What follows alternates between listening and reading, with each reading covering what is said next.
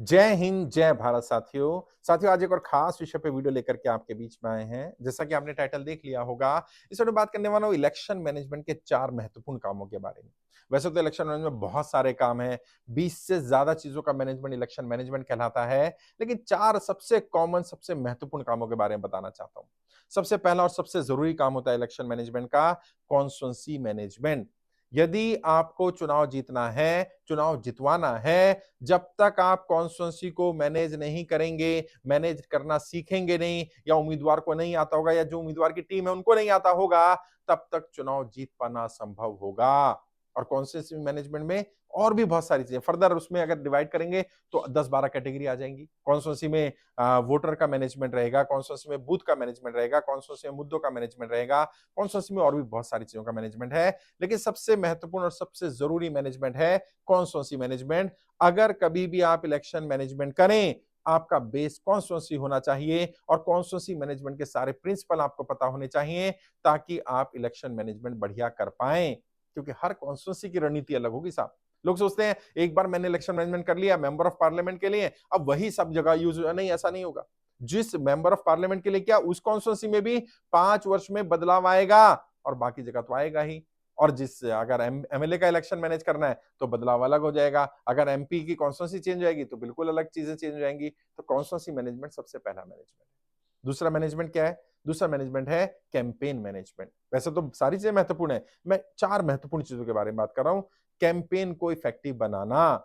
जिन लोगों ने भी बढ़िया इलेक्शन मैनेजमेंट किया या जिनका इलेक्शन मैनेजमेंट अच्छा माना जाता है, वो कंपनियां, वो लोग या वो लीडर हैं जिन्होंने कैंपेन को बढ़िया डिजाइन किया। आपको कैंपेन मैनेजमेंट के सारे प्रिंसिपल्स पता होने चाहिए। कैंपेन को बढ़िया तरीके से डिजाइन कैसे किया जाता है, किस तरह से कैंपेन को इफेक्टिव बनाया जाता है। और कैंपेन एक लहर की तरह ऐसा कैसे आहिस्ता आहिस्ता आहिस्ता आहिस्ता आहिस्ता कैंपेन उठेगा। और जब जिस दिन आपकी वोटिंग है या कैंपेन का लास्ट डे है, उस दिन आपका कैंपेन पीक पर पहुंच जाना चाहिए। अगर उससे पहले पहुंच गया तो फिर वो कैंपेन डाउन होना शुरू हो जाएगा और इंपैक्ट कम हो जाएगा। और अगर उस तक नहीं पहुंच पाया तो इलेक्शन निकल जाएगा, कैंपेन पीक पर पहुंच ही नहीं पाएगा। बहुत सारे लोग जो फेल हो रहे हैं, जो चुनाव हार जाते हैं पैसा लगाने के बाद, मैंने भी देखा, आपने भी देखा होगा, लोग लाखों करोड़ों रुपए लगाने के बाद भी चुनाव हार रहे हैं। कारण क्या है? सबसे बड़ा कारण है उनका कैंपेन इफेक्टिव नहीं है या कैंपेन मैनेजमेंट ठीक नहीं है। कैंपेन मैनेजमेंट में भी आगे जैसे कॉन्स्टिट्यूएंसी मैनेजमेंट में स्टेप्स हैं, कैंपेन मैनेजमेंट में भी स्टेप्स हैं। उसमें कैंपेन ऑफलाइन भी होगा, ऑनलाइन भी होगा। सोशल मीडिया मैनेजमेंट भी कैंपेन का पार्ट रहेगा। जो मीडिया मैनेजमेंट वो भी कैंपेन का पार्ट रहेगा। जो पीआर मैनेज करना है वो भी कैंपेन का पार्ट रहेगा। जो टीम मैनेजमेंट करना है, जो पब्लिक मीटिंग मैनेजमेंट करना है, वो भी कैंपेन का पार्ट रहेगा। कैंपेन को किस तरह से लॉन्चिंग करनी है वो भी कैंपेन का पार्ट रहेगा। मैनिफेस्टो कब आना है, मैनिफेस्टो में क्या डालना है, वो भी कैंपेन का पार्ट होगा। कैंपेन मैनेजमेंट में अपने आप में बहुत सारी चीजें इंक्लूड है, बट कैंपेन मैनेजमेंट एक सबसे महत्वपूर्ण पार्ट है। दूसरा महत्वपूर्ण पार्ट है। तीसरा, जैसे मैंने कहा 4 मैं महत्वपूर्ण चीजों के बारे में बताने वाला हूं, बाकी कभी और मिलेंगे तो बात करेंगे। तीसरा और सबसे महत्वपूर्ण और या उन महत्वपूर्ण में से भी इंपॉर्टेंट में से भी most important, booth level management. Election में है क्या? मैं बार बार कहता हूं, बूथ जीता तो चुनाव जीता, लेकिन बूथ कैसे जीतेंगे? अब बूथ है क्या? सबसे स्मॉलेस्ट फंक्शनल यूनिट है इलेक्शन की बूथ। अगर हमें वाकई चुनाव जीतना है, चुनाव में बढ़िया परफॉर्मेंस देनी है, तो हमें बूथ पर मैनेजमेंट स्ट्रॉन्ग करना पड़ेगा। और बूथ लेवल मैनेजमेंट के अपने प्रिंसिपल्स हैं।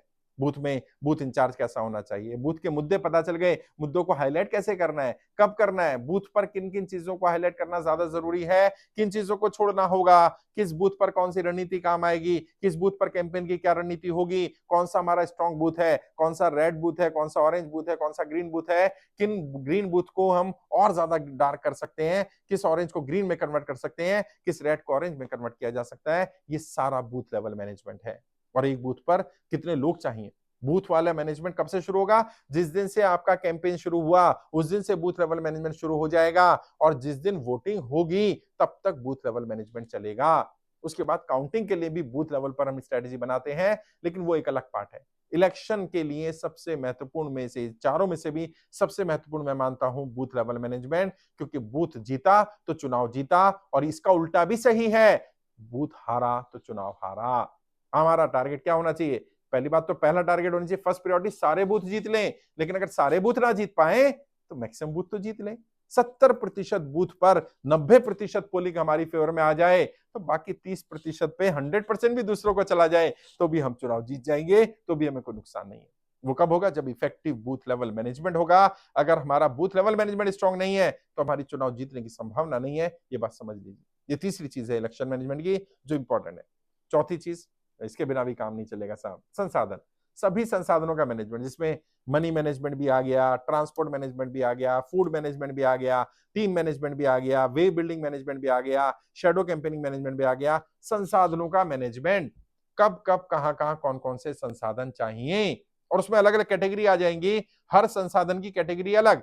मान लीजिए जैसे मैं बात करूं वे बिल्डिंग की, तो अगर वेव पार्टी की फेवर में बनानी है, पार्टी के उम्मीदवार है, पार्टी की फेवर में वे बनानी है, तो अलग संसाधन चाहिए। अगर कैंडिडेट लेवल पर वेव बनानी है तो बिल्कुल अलग संसाधन चाहिए। अच्छा, वेव तो बन गई है, वेव को वोट में कन्वर्ट करना है, तो वेव को वोट में करने के लिए अलग संसाधन चाहिए। वेव को वोट में कन्वर्ट नहीं कर पा रहे हैं, तो सारे संसाधन बेकार हो जाएंगे।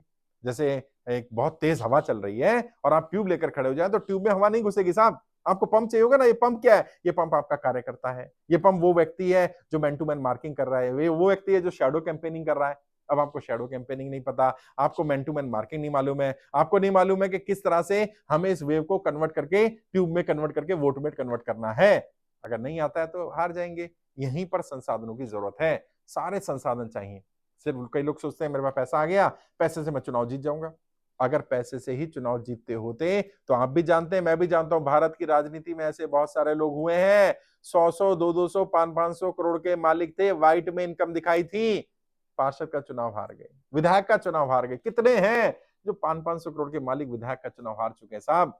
तो ये मत समझिए कि पैसा ही चाहिए, पैसे के अलावा भी संसाधन चाहिए। पैसा कहां खर्च करना है ये भी पता होना चाहिए, कब खर्च करना है, कितना खर्च करना है ये भी पता होना चाहिए। ये सब इलेक्शन मैनेजमेंट का पार्ट है। तो इलेक्शन मैनेजमेंट मोटे मोटे तौर पर 4 मैंने महत्वपूर्ण चीजें बताई। वैसे 25 से ज्यादा चीजों का मैनेजमेंट है इलेक्शन मैनेजमेंट। कभी जब आप सीरियस हो, मुझे नहीं पता कब आप सीरियस होंगे इसको सीखने के लिए, लेकिन जब भी आप सीरियस हो, जब आपको लगे मुझे सीरियसली सीखना है इलेक्शन मैनेजमेंट, तब संपर्क करिएगा। मैं आपको सारी बारीकियां सिखाऊंगा, 20+ प्रिंसिपल सिखाऊंगा और बताऊंगा किस लेवल पर क्या करना होता है। मुझसे बात करना चाहे तो वीडियो के डिस्क्रिप्शन जाइए, मेरा फोन नंबर मिल जाएंगे। 2-4-5 मिनट बात करें, डायरेक्ट बात कर सकते हैं, मैं आपको गाइड करूंगा। ट्रेनिंग लेना चाहे ट्रेनिंग ले सकते हैं, हमारी वेबसाइट है www.iplindia.org, वहां जाकर ट्रेनिंग भी ले सकते हैं। आज के लिए इतना ही। आपके उज्जवल राजनीतिक भविष्य के लिए हार्दिक शुभकामनाएं। जय हिंद, जय भारत।